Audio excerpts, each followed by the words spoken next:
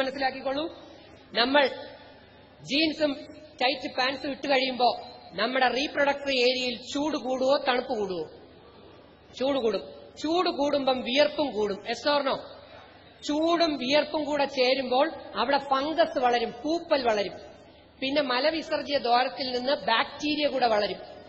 ഇത് ഞാൻ മൈക്രോബയോളജിയാണ് ഡോക്ടറേറ്റ്. ഞാൻ വെച്ച് പറയുന്നു, ഈ നട്ടുച്ച സമയം നിങ്ങളുടെ പെൺമകളുടെയോ മകനെയോ കൊണ്ടുപോയി ഡോക്ടറെ അടുത്ത് കൊണ്ടുപോയിട്ട് ഇവിടത്തെ ഒരല്പം വിയർപ്പെടുത്ത് സ്ലൈഡിൽ വെച്ച് മൈക്രോസ്കോപ്പിലൂടെ നോക്കിയാൽ നിങ്ങൾക്ക് ബാക്ടീരിയകളെയും ഫംഗസുകളെയും കാണാൻ പറ്റും.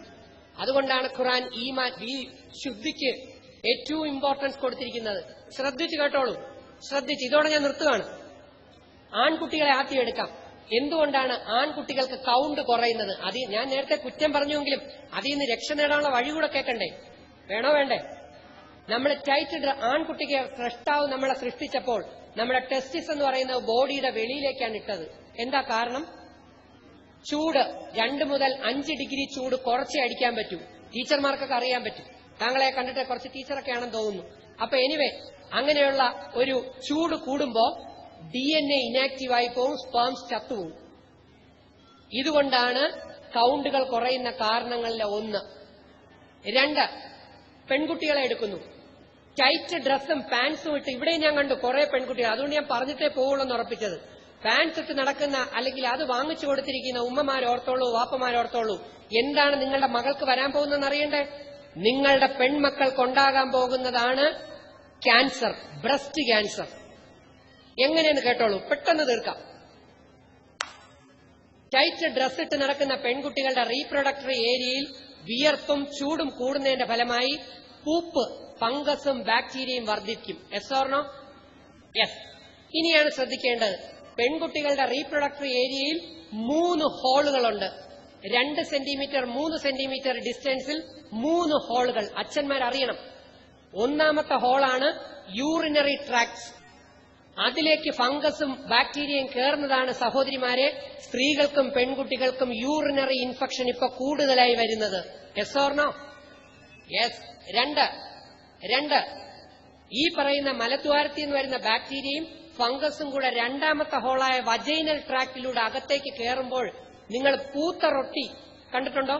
റൊട്ടി കുറച്ചു സമയം തുറന്നു വെച്ചാൽ പൂത്തിരിക്കും. Yes or no? Yes or no? പൂത്ത റൊട്ടി കഴിച്ചിട്ടുണ്ടോ ആരെങ്കിലും? പൂത്ത റൊട്ടി കഴിച്ചിട്ടുള്ളവർ കൈപൊക്കിയേ. ഞാനുണ്ട്. എന്റെ അമ്മ ഒരു ലാസ്റ്റ് ഗ്രേഡ് സെർവന്റ് ആയിരുന്നു. ആശുപത്രി ബാക്കി വരുന്ന റൊട്ടി കൊണ്ടുവന്ന് വീട്ടിൽ വെക്കും. ഞാൻ വയറ് നിറയ്ക്കാൻ വേണ്ടി എത്രയോ ദിവസങ്ങൾ പൂത്തതുപോലും ഞാൻ കളയില്ല. പക്ഷെ ഒരു രുചിയും കാണൂല. ആ പൂപ്പ് അതിന്റെ രുചി മുഴുവൻ വലിച്ചെടുക്കും. അതുപോലെ പെൺകുട്ടികളുടെ വജൈനയിലൂടെ യൂട്രസിലേക്ക് കയറുന്ന സെർവിക്സിലേക്ക് ഈ ഫംഗസും ബാക്ടീരിയയും കയറിയാൽ അവിടെ കെമിക്കൽ ഉണ്ടാകുന്നതിന്റെ ഫലമാണ് നിങ്ങൾ കേട്ടിട്ടുണ്ടാകും സെർവിക്കൽ ക്യാൻസർ. കേട്ടിട്ടില്ലേ?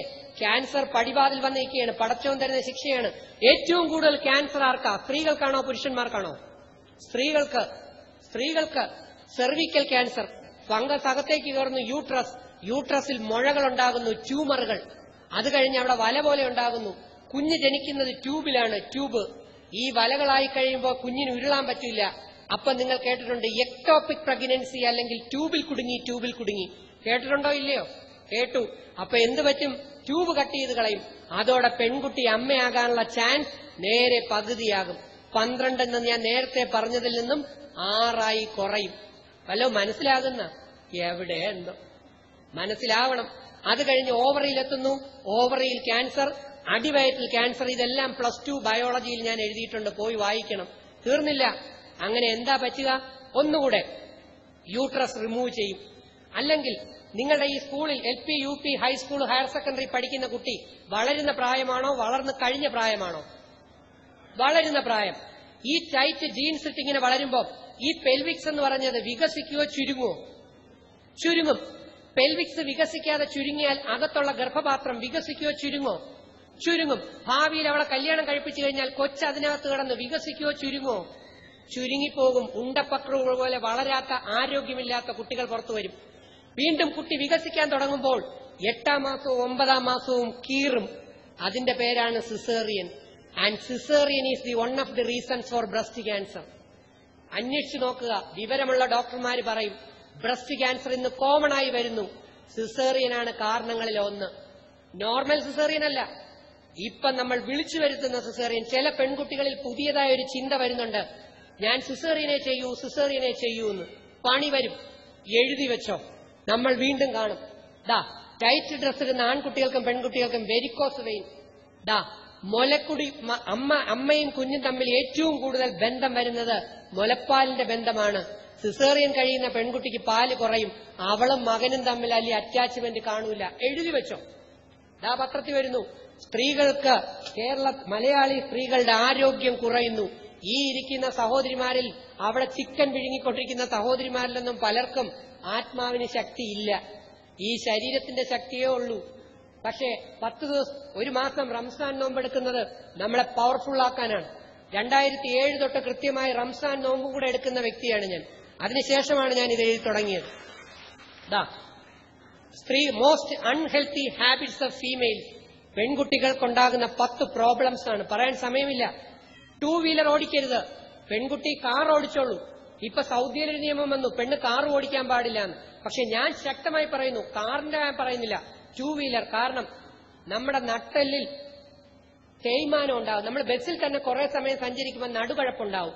നിങ്ങൾ പെൺകുട്ടികൾ 2 വീലറിൽ നമ്മുടെ റോഡിലൂടെ ഇങ്ങനെ ചാടി പോകുമ്പോൾ കുറച്ച് കഴിയുമ്പോൾ എന്ത് പറ്റുമെന്നറിയാം, ഈ ആരോഗ്യത്തിൽ കുഴപ്പമില്ല, നട്ടലുകളുടെ ഇടയിലുള്ള ഡിസ്ക് തേയ്മാനം വരും.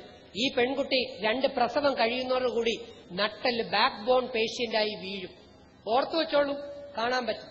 കൂടാതെ പെൺകുട്ടികൾ കുറെ പേർ ആൺകുട്ടികൾ മുതുവിൽ ചുമക്കുന്ന കണക്ക് വലിയ വെയിറ്റുള്ള ബാഗ് മുതുവിൽ ചുമക്കുന്നുണ്ട്, ഇല്ലേ? ആ പെൺകുട്ടിയുടെ യൂട്രസിന്റെ പൊസിഷൻ കൊണ്ട് താരും.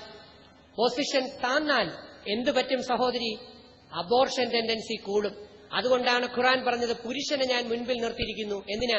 അവനാണ് ആരോഗ്യ ദൃഢഗാത്രൻ, നിന്നെ ചുമക്കാൻ അവന് മാത്രമേ കഴിയൂ, അവനാണ് നിന്റെ സംരക്ഷണ കവചം. പക്ഷേ സ്ത്രീക്ക് ഇഷ്ടമല്ലെങ്കിൽ നീ രോഗിയായിക്കോ. വലിയ വെയിറ്റ് എടുക്കാൻ നമുക്ക് പറ്റില്ല. യൂണിയൻകാരെ 50 കിലോയുടെ പഞ്ചസാര ചാക്കെടുക്കും, നമുക്ക് പറ്റില്ല. പെണ്ണിന് ഒരിക്കലും സ്ത്രീയും പുരുഷനും സമമാകില്ല. ആ സത്യം മനസ്സിലാകണം.